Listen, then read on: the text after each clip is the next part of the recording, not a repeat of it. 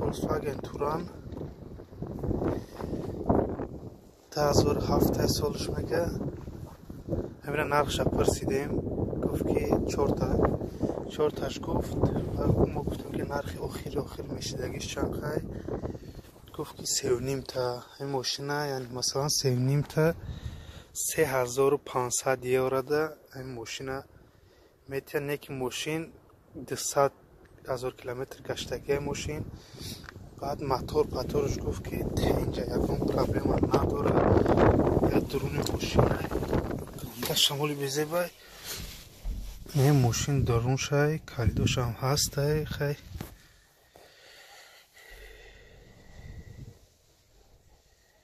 ماشین تنج خشروه با ماشین اتومات های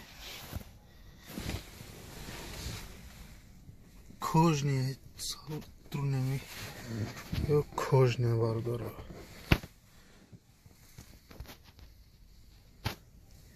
درونش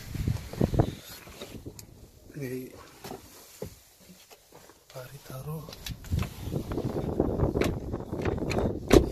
ماشین 2007 سالی ماشین.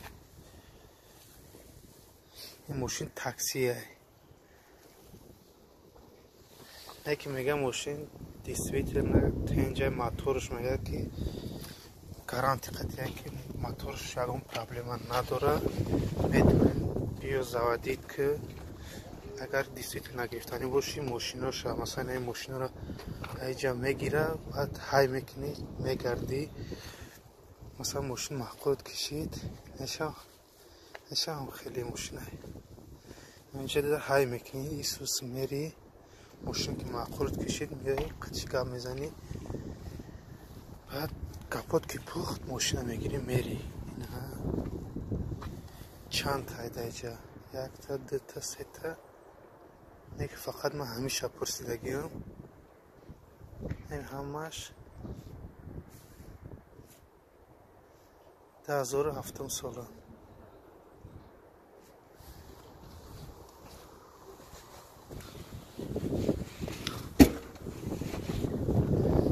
خیلی باردارو این تیکه ماشینوشن